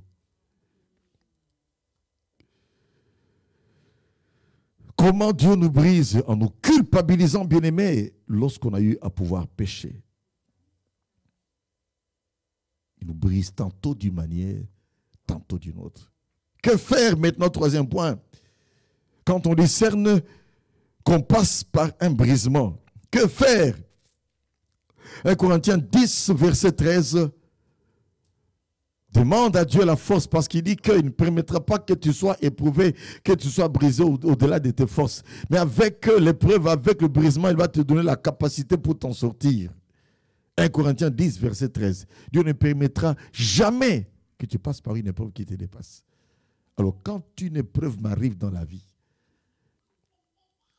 je dis toujours ceci: Seigneur, ça ne me dépasse pas. C'est ma première réaction. Seigneur, je compte sur toi. Seigneur, interviens. Qu'est-ce que tu veux m'enseigner dans cette épreuve? Parce qu'il est dit aussi, au jour du malheur, réfléchis. Au jour des épreuves, réfléchis. Au jour du brisement, réfléchis. Réfléchis. Proclame qu'il y a une solution. Tire la leçon. Si tu as commis une gaffe, pour que tu puisses en tout cas essayer de faire mieux prochainement. Tire la leçon. Que faire quand on discerne qu'on passe par le brisement? Demeurer fidèle à l'église. Hébreux 10, 25, que le pasteur a m'aidé à me rappeler de la référence. Demeure fidèle à l'église. N'abandonnez pas vos assemblées, comme c'est le cas de certains qui oublient, abandonnent leurs assemblées. Reste à l'église, quelles que soient les circonstances de la vie. C'est le lieu de la présence de Dieu. L'église, je l'ai toujours comparé à un puits. Un puits, c'est un lieu de rencontre. Un puits, c'est un lieu de rafraîchissement. Un puits, c'est un lieu de bénédiction. Un puits, c'est un lieu de consolation. Un puits, c'est un lieu, bien-aimé, où on vient nettoyer ses habits. On vient se laver soi-même à un puits. Quand on vient à l'église, eh bien, tu as toutes les solutions à l'église. Ça doit être notre deuxième maison. Tu quittes ton travail, passe à l'église, ne dis pas, je suis fatigué, je vais me reposer. Viens! On veut vite les bénédictions, mais on ne veut pas la trajectoire que Dieu veut nous faire passer pour vivre les bénédictions qu'il a prévues pour nous. Sois fidèle, n'abandonne jamais ton assemblée. Je vais répondre ça même dans ma prédication de demain. Que faire quand on discerne qu'on passe par des épreuves? Eh bien, courir de l'avant les yeux fixés sur Jésus, éviter de t'apitoyer sur toi-même. Hébreux 12, 11. Nous sommes environnés d'un grand nombre de témoins. Courons de l'avant les yeux fixés sur Jésus. Que faire? Confesser, là il faut confesser le péché. 1 Jean 1, 9. Proclamer que Dieu est au contrôle de tout. Daniel 2, verset 21. Maître des temps et des circonstances. Amen, amen. Quatrièmement, résultat du brisement. Le brisement fait de nous des vases d'or. On devient davantage dépendant de Dieu. On vit pour Dieu. Le brisement fait que nous bannissons la crainte, la peur des hommes dans nos vies à cause de la crainte de Dieu. Parce que la crainte de Dieu bannit la peur des hommes. L'homme n'a pas le dernier mot dans ta vie. Dites Amen. L'homme n'a pas le dernier mot. Aucune institution n'a le dernier mot dans ta vie. Shadrach, Meshach et Abednego ont été jetés dans les temps de feu, décision des hommes, mais ils sont sortis sains et saufs. Mais ce sont les exécutants qui ont été brûlés. Daniel, on l'a jeté dans la fosse au lion. Le lion s'est transformé en chat, n'a pas pu arriver à le mordre. Alors, n'aie pas peur des hommes. Quand tu sais que tu es en bonne relation avec Dieu et que Dieu permet une épreuve, un brisement quelque part, n'aie pas peur. Qu'on t'amène n'importe où, n'aie pas peur. Résultat du brisement, on cherche les intérêts de Dieu en toutes choses. On cherche la volonté de Dieu en toutes choses. On reflète Christ. Quand je me suis converti, j'ai dit ceci. Je refuse de demander la main à 2 filles dans ma vie. Je dis, Seigneur, je refuse de demander la main à 2 filles dans ma vie. Je refuse de tâtonner. Tu me conduiras vers une seule fille dans ma vie. J'ai prié, j'ai cherché la face de Dieu pendant 8 ans. Prié, cherché la face de Dieu. Et croyez-moi, Dieu m'a conduit. Et c'est l'unique à qui j'ai dit, je veux vivre avec toi tous les jours de ma vie. Je ne l'ai même pas dragué. Quand Dieu m'a convaincu, pourquoi aller draguer? Bon, tu sais, bon, moi, tu sais, je suis ceci, je suis cela, ma famille, c'est ceci, ma famille, c'est cela, voilà. Avec moi, je t'emmènerai jusqu'au Japon, aux États-Unis, tu sais, notre famille a tel héritage, tel héritage. Pourquoi draguer? Tu sais, je t'aime, vraiment, si Dieu ne t'avait pas créé, j'aurais dû jeûner pour que Dieu te crée. Ta beauté, c'est comme la lune, au crépuscule. Tu es l'aurore de ma vie. Ouh là là. Non, sois vrai. J'ai dit à ma fiancée en 1988, ton cœur me plaît, je vais vivre avec toi tous les jours de ma vie, c'est fini. Il m'a regardé, comme il ne parlait pas beaucoup, il a dit, prions, mangeons. On a prié, on a mangé.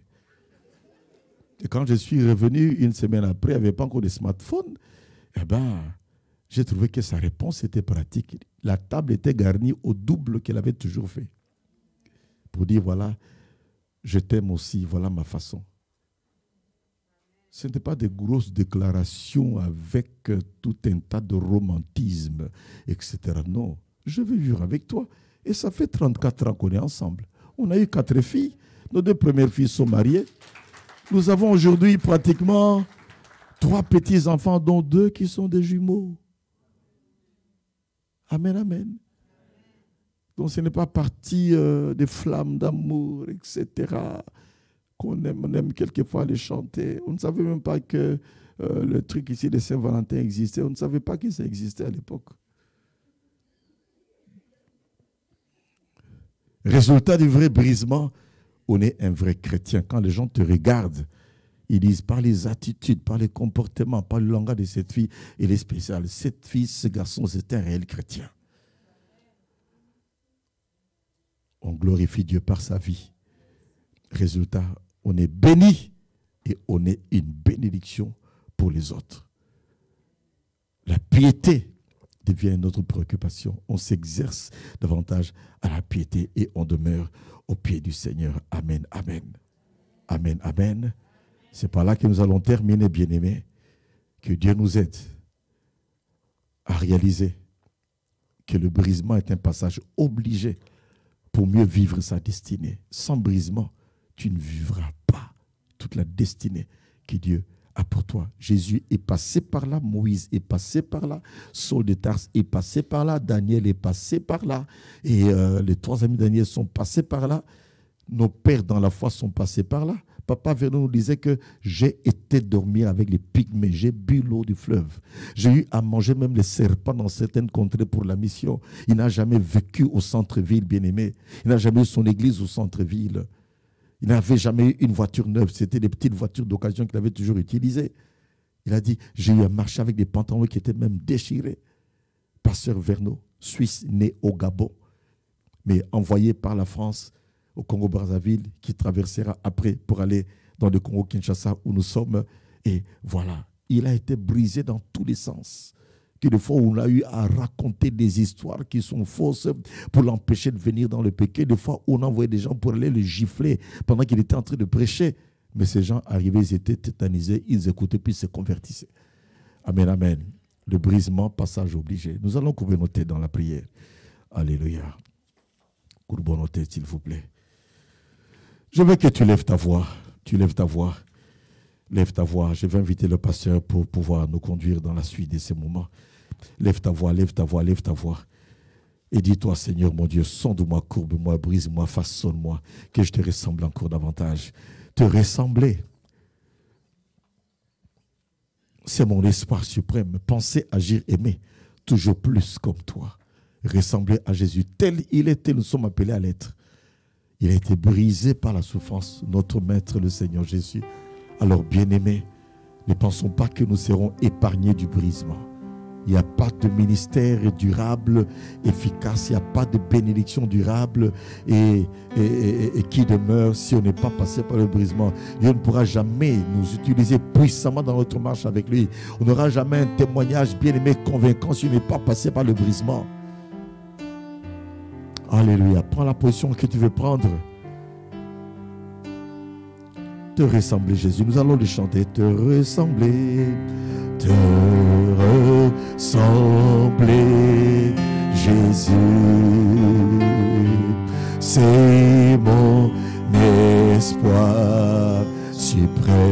penser, agir, aimer. Penser, agir, aimer, toujours plus comme toi. Toujours plus comme toi. Te ressembler, Jésus. Te ressembler, Jésus. C'est mon espoir suprême. Par ton esprit en moi, par ton esprit en moi, semblable à toi, semblable à toi. Encore une fois, te ressembler, Jésus. C'est mon espoir suprême. Penser, agir, aimer. Penser, agir, aimer. Toujours plus comme toi. Te ressembler, Jésus. C'est mon espoir suprême. C'est mon par ton esprit en moi semblable à toi, Jésus. Alléluia. Par ton esprit en moi semblable à toi. Lève ta voix maintenant, commence à parler à Dieu, bien-aimé. Commence à parler à Dieu. Oh, bénis le Seigneur pour la situation que tu es en train de traverser. Tu murmurais peut-être par rapport à l'une ou l'autre situation que tu es en train de traverser. Tu ne fais que te plaindre tout le temps de ce qui t'arrive. Tu ne fais que t'apitoyer sur toi-même dans la vie, bien-aimé. Tu penses que tu es la personne qui est devenue le rébut de tout le monde. Pour un petit rien, tu murmures. Pour un petit rien, tu te plains. Moi, le problème qui t'arrive, oh Dieu, bien-aimé, peut-être que c'est Dieu qui est en train de te briser tout simplement. Tu pries, tu as l'impression que ta prière n'est pas exaucée. Alors que Dieu voit que dans ta prière, tu es en train de prier pour une passion. Et que ce n'est pas dans la volonté de Dieu. Dieu est en train de te briser, c'est pour cela qu'il ne permet pas du tout qu'il y ait exaucement directement. Deux fois, Dieu ne nous exauce pas directement. Parce qu'il sait que s'il nous donne ce qu'on demande, cela va nous égarer. Cela va nous perdre, bien-aimés. Et c'est des choses à comprendre. Dieu fidèle ne permettra pas que tu sois éprouvé au-delà de tes forces. Mais avec l'épreuve, avec le brisement, il va te donner la capacité pour que tu arrives à t'en sortir. Lève ta voix, parle maintenant, parle maintenant, parle maintenant. Parle maintenant, bien-aimé. Si tu dois te repentir quelque part par rapport aux situations qui t'ont fait murmurer, si tu dois te repentir par rapport aux situations que tu traverses maintenant, repens-toi, demande pardon à Dieu, humilie-toi devant le Seigneur. Arrête d'accuser Dieu. Il n'est pas la source de ton malheur. Arrête d'accuser Dieu. Arrête de te plaindre contre Dieu. Arrête, arrête, arrête, arrête, arrête, arrête, arrête. Humilie-toi devant Dieu. Demande-lui pardon, demande-lui pardon, demande-lui pardon. Il veut que tu puisses venir à ses pieds. Il veut que tu le cherches dans le jeu de la prière. Lui seul a la capacité de t'émonder comme il faut. Change ton langage. Change ton comportement. Dieu veut que tu puisses le refléter. Dieu veut que tu sois le sel de la terre, le sel qui donne du goût. Dieu veut que tu puisses être lumière dans ce monde pour éclairer, bien-aimé, ce monde plein de ténèbres. Dieu veut que tu puisses être ambassadeur de Christ ici-bas. Représentant du royaume de Dieu. Et la Bible dit, cherchez le royaume de Dieu, cherchez les intérêts de Dieu, et toute chose te sera donnée par surcroît. Tu veux être béni, mais tu n'as pas la passion pour les perdus. Ne mets pas la charrue devant le bœuf. Cherche d'abord le royaume de Dieu, et toute chose te sera donnée par surcroît. Fille de l'Éternel te délice. Il te donnera ce que ton cœur désire. Nous désirons des choses, mais nous ne faisons pas de l'Éternel nos délices. Arrête d'être accusateur, accusateur de tes parents, accusateur de tes chefs au travail, accusateur de ceux-là qui t'ont fait du mal. Humilie-toi devant Dieu. C'est peut-être un brisement que Dieu permet dans ta vie. Brisement au travers de ce chômage que tu connais. Brisement au travers de ce congé technique. Brisement, brisement, brisement. Il nous brise tantôt d'une manière, tantôt d'une autre. Il nous brise par la souffrance. Il nous brise par la maladie. Et j'en sais quelque chose. N'est-ce pas que bien-aimé l'apôtre Paul lui-même pouvait dire tout le temps, et pour que je ne sois pas enflé d'orgueil, Dieu m'a mis une charge dans la chair. 3 fois j'ai supplié le Seigneur de m'en délivrer. Il m'a à chaque fois dit ceci: ma grâce te suffit, ma grâce te suffit, ma grâce te suffit, ma grâce te suffit. La grâce de Dieu te suffit. Arrête de murmurer tout le temps. La grâce de Dieu te suffit. Arrête de te plaindre tout le temps. La grâce de Dieu te suffit. Apprends à vivre dans le contentement. Le contentement tout en servant le Seigneur. Le contentement, bien-aimé, tout en marchant avec Dieu. Le contentement tout en te sanctifiant. Le contentement tout en étant fidèle. Le contentement tout en te battant dans la vie de manière propre, bien-aimé. Arrête de dire pourquoi ce n'est que moi. Pourquoi seulement moi? Pourquoi seulement moi? Ça fait des années. Pourquoi?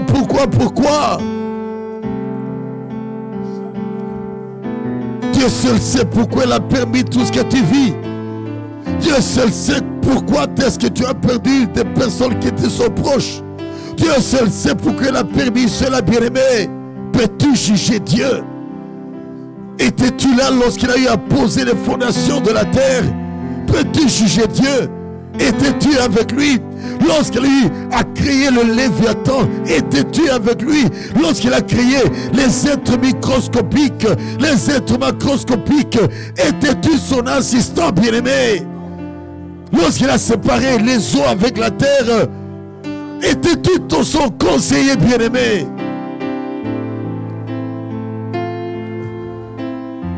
Lorsqu'il ordonna à la lumière d'être et la lumière fut, étais-tu là? C'est pour cela que nous devons nous humilier chaque fois devant Dieu et dire: Seigneur, ta grâce me suffit. Apprends-moi à marcher avec toi. Apprends-moi à dépendre de toi. Apprends-moi à écouter ta voix. Apprends-moi à t'obéir, Seigneur mon Dieu. Oh Seigneur mon Dieu, pourquoi telle épreuve? Pourquoi telle épreuve? Les brisements, on en connaîtra dans la vie. Brisement majeur à un certain moment, brisement mineur, et qui se multiplie quelquefois. Le plus important est que nous soyons attachés à Dieu. J'ai connu le vol de mes papiers d'identité une fois dans la vie, dans mon pays. La moquerie, le rejet des gens, me disant: tu t'es donné à Jésus, garçon intelligent, qu'est-ce que tu deviendras dans la vie? Je n'avais pas de mission de service malgré mes capacités et j'étais chrétien alors que je travaillais dans mon pays. On ne me classait jamais pour aller en mission de service. Pourquoi, Seigneur? Pourquoi on ne me classe jamais? Mais croyez-moi, plus tard Dieu a opéré des miracles qui ont étonné tout le monde. Moi qu'on minimisait, moi qui n'avais pas de mission de service, Dieu permettra que je puisse recevoir une mission de service qui me permettra, dans cette mission de service qui est aussi une mission de formation, d'avoir de quoi pour m'acheter une parcelle. Laquelle parcelle je vais vendre pour faire la théologie. Après mes études théologiques, on va m'envoyer comme pasteur pour que je sois ce que je suis aujourd'hui par la grâce de Dieu. J'ai marché à pied à un certain moment alors que l'église avait l'argent pour m'acheter une voiture, mais je m'étais dit non. En tout cas, priorité, l'évangélisation, les choses de Dieu. Je ne me suis pas imposé, j'ai supporté de marcher à pied. hébergé à l'église, dure épreuve, brisement. Les toilettes de ma maison devaient servir de toilettes, généralement pour la plupart des filles. Bureau, secrétariat dans ma propre maison. Et entre-temps, il y a des gens que j'avais hébergés pendant un temps. Une cousine à ma femme, une nièce à ma femme. Et une belle-sœur également. Mais c'était dur. Dieu nous brise de plusieurs manières. Il nous brise de plusieurs manières. Demande à Dieu la grâce. Je ne sais pas qu'est-ce que tu traverses comme situation. Demande à Dieu la grâce. La grâce de garder le cap. La grâce de persévérer avec lui. La grâce de demeurer dans la crainte de Dieu. De demeurer dans la sanctification. Alléluia. Mettons-nous tous debout, l'église, s'il vous plaît. Nous allons encore chanter ces cantiques. T'es ressemblé, Jésus. Les mains levées vers le ciel. Nous allons implorer la faveur de Dieu. Bien-aimés dans le Seigneur, nous n'allons pas demander à Dieu, brise-nous. Mais nous voulons seulement dire à Dieu, Seigneur, quel que soit le brisement, nous voulons avoir les regards fixés vers toi. Levons nos mains vers le ciel, supplions l'Éternel. Demandons sa grâce, demandons son assistance, sa faveur. Ça viendra, bien-aimé. Si ce n'est pas encore venu, prends ce message à crédit. Ça te servira le jour où ça arrivera. Tu auras besoin de sa faveur. Les brisements, nous y passerons tous. D'une manière ou d'une autre, nous y passerons. Nous passerons par le brisement. Parce que il a fallu qu'il soit brisé afin que l'œuvre de l'Éternel puisse prospérer entre ses mains. Oh, combien j'aime ce verset. Il a plu à Dieu de les briser.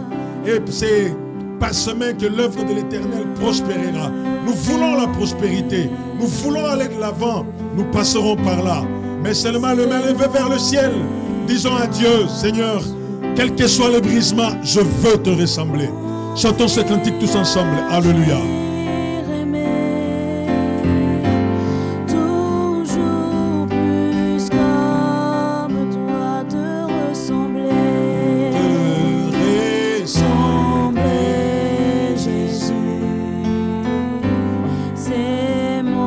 Chantons s'il vous plaît. Il y a les paroles qui sont projetées sur les écrans. Tu peux les regarder. Je veux que toute l'église nous puissions prier le Seigneur.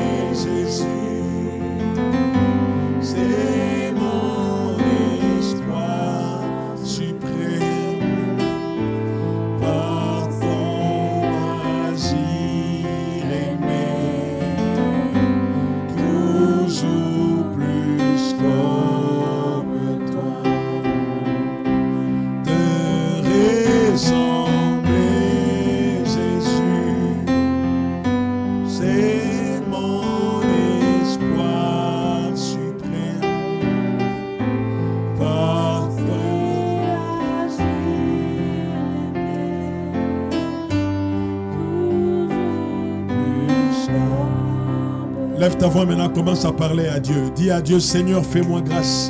Quels que soient les brisements, que j'ai le regard fixé vers toi. C'est lui qui est le consommateur de notre foi.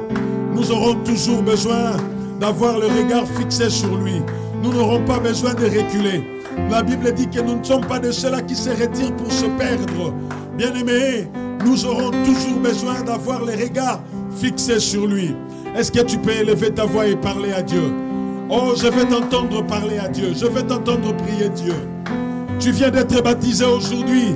Le temps difficile viendront. Tu passeras par le brisement. Mais est-ce que tu peux dire à Dieu, Seigneur, je veux avoir le regard fixé vers toi. Dis-le, dis-le, dis-le, dis-le. Peut-être que ça viendra demain, ça commencera demain. Peut-être que tu es déjà en train de vivre un temps pareil. Mais tu as besoin d'avoir les yeux fixés vers Dieu. Le temps difficile arriveront. Jésus a dit dans les derniers jours, il y aura des temps difficiles.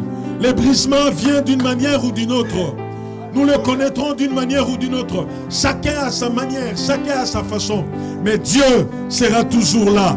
Alors nous voulons demander à Dieu que nous ne puissions pas perdre la foi, que nous ne puissions pas reculer, que nous ne puissions pas abandonner, mais que nous puissions avoir le regard fixé sur lui. Alléluia.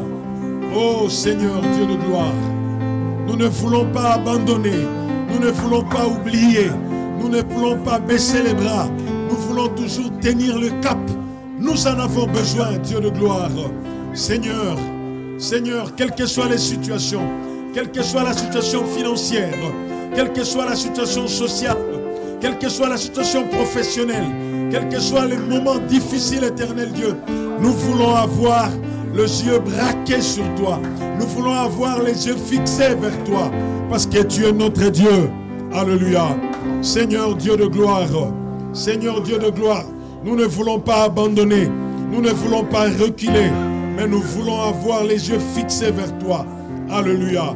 Toi qui es le secours qui ne manque jamais dans la détresse, toi qui es notre haute refuge, toi qui es notre haute retraite, toi qui es notre refuge. Seigneur, nous voulons garder les yeux fixés vers toi. Seigneur, je prie pour ton église. Je prie, Seigneur Dieu, pour mes frères et sœurs ici en ces lieux. Seigneur, il y en a qui passent par des moments difficiles. Des moments difficiles que toi, Dieu, tu as voulu. Seigneur, des moments difficiles que toi, Dieu, tu as permis, Seigneur Dieu. Il y en a qui pleurent, il y en a qui se posent beaucoup de questions. Il y en a, Seigneur Dieu, qui veulent lâcher prise.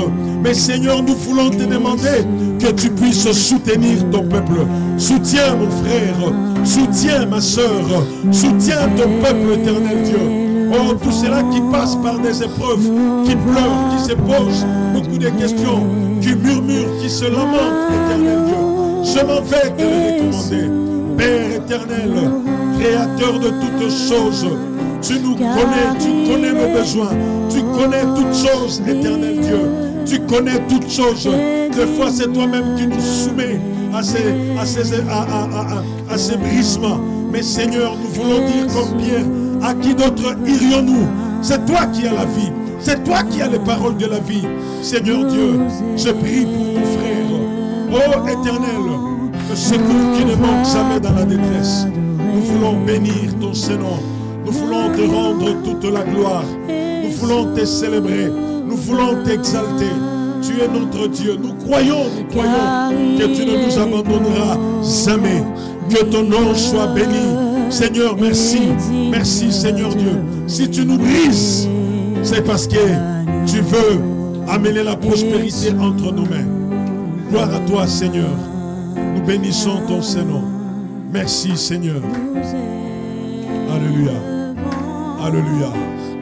Alléluia. Merci, Seigneur. Merci, Seigneur. Merci, Seigneur. Alléluia. Alléluia. Merci, Jésus. Alléluia. Notre Père et notre Dieu, nous voulons te dire merci. On ne pouvait pas concevoir que la prospérité passe par le brisement. Mais c'est ton école, c'est ta formule, c'est ta façon de faire. Tu l'as prouvé, tu l'as brisé, mais ton œuvre a prospéré entre les mains de Christ. Seigneur, ta façon de faire n'a toujours pas été ce que les hommes savent. Ta façon de faire, ça n'a toujours pas été ce que nous croyons, ce que nous pensons. Seigneur, ta façon de faire n'a rien à voir avec le monde. Là où le monde veut s'imposer pour devenir des grands, toi tu nous dis d'être des serviteurs, d'être humbles. Seigneur, et tu nous fais comprendre ce soir que la prospérité, l'épanouissement, Seigneur Dieu, passe par les brisements. Seigneur, c'est difficile pour nous de l'accepter, mais nous voulons te dire seulement, Seigneur, pendant ce temps-là, nous avons besoin de ta présence. Ça sera difficile, éternel Dieu. Nous allons pleurer. Nous allons nous poser beaucoup de questions. Mais seule ta présence pourra nous rassurer. Ô éternel Dieu de gloire, je prie pour mon frère. Je prie pour ma soeur. Il y en a peut-être qui sont déjà en train de passer par des moments de brisement. Peut-être qu'ils ne les savent pas. Peut-être qu'ils pensent que tu les as oubliés. Seigneur, un clin d'œil de ta présence ferait l'affaire. Un clin d'œil de ta présence nous ferait comprendre que tu es avec nous. Tu as promis à Josué, je serai avec toi. Oui, éternel Dieu. À aucun moment tu as dit pour que vous soyez sûrs de ma présence, la foule, les nations seront avec vous. Mais Seigneur, tu as promis ta présence. Ô éternel Dieu, combien elle nous est nécessaire, ta présence. Seigneur, comme les yeux de servantes sont fixés et de serviteurs sont fixés sur les mains de leur maître, nous voulons avoir nos yeux fixés vers toi. C'est toi qui es le rémunérateur de ceux qui te cherchent. C'est toi qui es le consolateur. C'est toi qui es le consommateur de notre foi. Seigneur, nous voulons avoir les regards fixés vers toi. Si notre destinée doit passer par le brisement, Seigneur, qu'est-ce que nous avons à faire? Parce que nous aimons notre destinée, parce que nous voulons vivre notre destinée, nous allons également vivre ces brisements. Mais Seigneur, grande est notre joie de savoir qu'après les brisements, c'est la prospérité. Nous pleurerons certes, mais Seigneur, à un moment donné, les mêmes larmes couleront, mais elles n'auront pas le même sens. Elles ne signifieront plus la même chose, parce que tu auras changé des choses. Père, nous ne voulons pas seulement étudier l'histoire, mais avec toi, nous voulons écrire l'histoire. Avec toi, nous voulons marquer l'histoire. Seigneur, si les autres viendront nous étudier, qu'ils étudient. Mais nous voulons marquer l'histoire et nous voulons écrire l'histoire. Seigneur, je prie que tu bénisses cette œuvre, que tu bénisses ce peuple. Pense à ton serviteur, Seigneur, qui certainement passe par des brisements qu'il ne veut peut-être pas nous faire savoir, mais toi tu le connais. Seigneur, ta présence, ton secours, ton soutien, tu es le secours qui ne manque jamais dans la détresse. Sois auprès de tout un chacun d'entre nous. Seigneur, il y en a qui passent par les brisements de l'âge. L'âge avance, mais les choses n'avancent pas. Seigneur, nous prions que ta présence fasse la différence. Père éternel, merci pour ce message. Que toute la gloire te revienne. Nous voulons prier pour les offrandes, les dîmes et les dons volontaires que nous voulons donner. Nous prions que cela puisse contribuer à l'épanouissement et à l'avancement de cette œuvre que nous sommes en train de faire. Tu nous as donné, nous voulons te donner. Ce que tu nous donnes, nous te le donnons. Ce qui vient de toi te revient. Bénis toutes ces offrandes. C'est pour ceux qui n'ont rien à donner, Seigneur, fais grâce qu'à la prochaine rencontre, qu'ils puissent avoir quelque chose à te donner. S'il y en a qui sont encore sans emploi, sans ressources, tu es le Dieu qui pourvoit. Opère un miracle afin que la situation change. Bénis toutes ces choses dans le nom de Jésus. Nous avons ainsi prié et nous disons tous Amen. Acclamons très fort le Seigneur notre Dieu. Acclamons-le, acclamons-le, acclamons-le.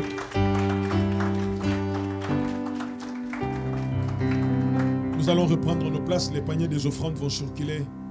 J'ai appris à dire, comme mon ami le pasteur Papicho aime le dire, si ce message aujourd'hui ne te sert pas, prends ça à crédit.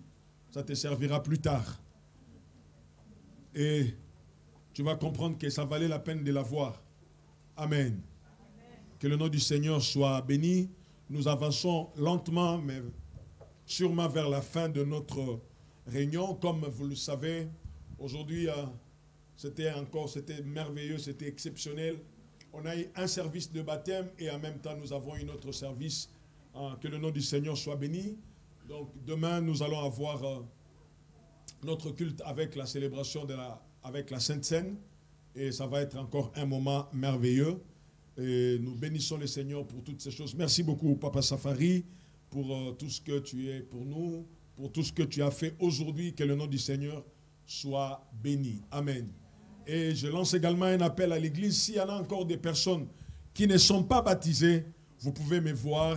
On va vous donner des enseignements et au prix, on va organiser un service de baptême pour vous également. Et ça sera toujours la joie pour le royaume des cieux. Amen. Nous avons la joie de recevoir parmi nous un homme de Dieu merveilleux, qui est notre bien-aimé, le pasteur Yvan Musard. Il va se mettre debout là où il est et nous allons acclamer le Seigneur pour sa présence.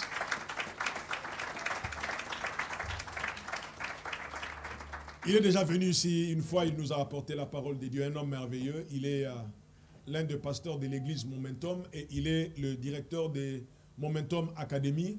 Et je savais qu'il allait être là ce soir. Il a voulu à tout prix voir le pasteur Safari. Donc, pasteur Safari, vous avez déjà un invité. Vous allez avoir le temps d'aller, vous deux dans le bureau là-bas, parler entre vous. Ça sera une bonne chose. Merci de venir nous rendre visite. Que le Seigneur soit béni. Yvan, il est en même temps mon responsable des stages. Donc là, si j'ai dit des bêtises, c'est mort. Je crois que je ne dis pas des bêtises. Hein? Amen. Est-ce qu'il y a quelqu'un qui est venu pour la première fois? Je ne vois personne. Alors nous, comme il y a eu le baptême, il y a quelque chose de prévu. Nous allons partager dans la communion fraternelle, manger. Hein? Pardon? Amen. Ok. Vous savez, Jésus, quand il prêchait la parole, il faisait les miracles et il donnait également à manger. Hein? Nous aussi, nous sommes sur les traces du Maître. Amen. Nous voulons nous mettre debout et je vais inviter Yvan. Il va nous recommander à la grâce du Seigneur. Mettons-nous tous debout, s'il vous plaît.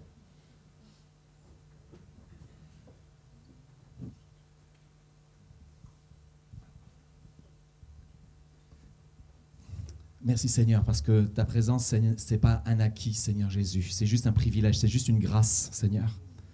Seigneur, on te remercie parce qu'on a ressenti, Seigneur mon Dieu, que tu étais au milieu de nous.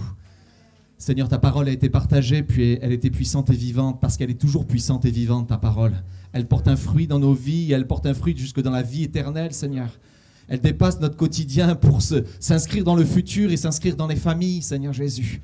Et je te remercie que cette journée a été une journée de joie où il y a eu des nouvelles naissances, une nouvelle naissance, Seigneur, où plusieurs peut-être ont été interpellés par la parole, et je le crois, Seigneur Jésus. Alors maintenant, nous te prions, Seigneur mon Dieu, que cette parole, elle soit sous ton regard dans nos vies, Seigneur Jésus.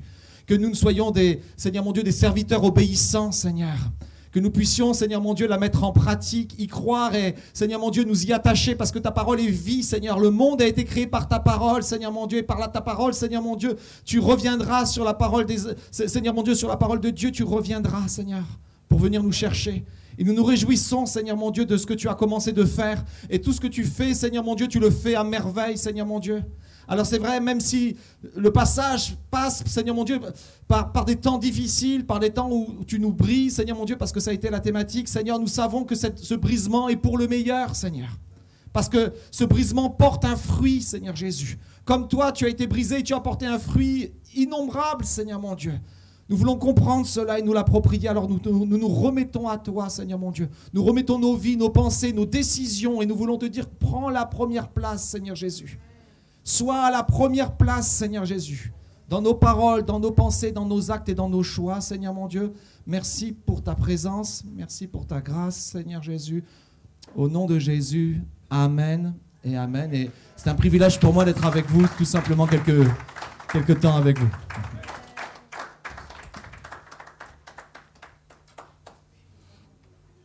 Que le Seigneur vous bénisse, bonne soirée et partageons ce qu'il y a à partager. Et n'oubliez pas, demain nous sommes là à partir des 10h. De 10h à 12h, nous avons notre culte demain. Bonne soirée et que Dieu vous bénisse.